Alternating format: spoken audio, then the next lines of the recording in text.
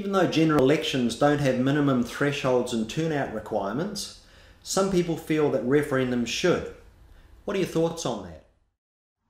Well, I think if you have referenda at voting times, at polling days, then you get a very good turnout. There is a risk with postal referenda where the threshold or the turnout can be low, but at the end of the day, everybody has the opportunity to vote, and if citizens choose not to, they are exercising their democratic right, and the decision still has to be upheld.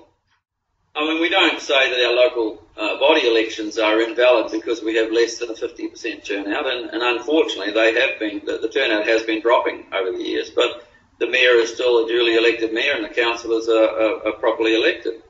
I think that actually having referenda at local body elections could be very helpful in raising the turnout actually, because there would be issues as well as the simple election of the members of the council. There would be other issues that would draw people to vote.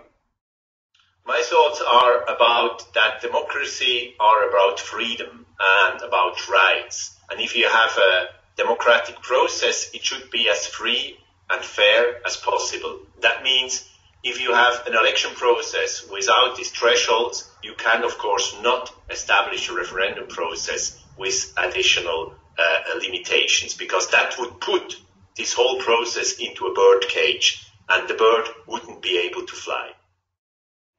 So we have a safeguard. The way democracy works is those who don't care and don't bother to turn up and vote don't count.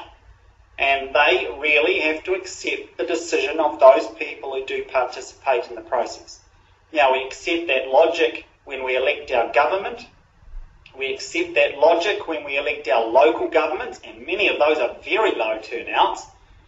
So I think it's consistent and absolutely right to accept the same logic with referendum.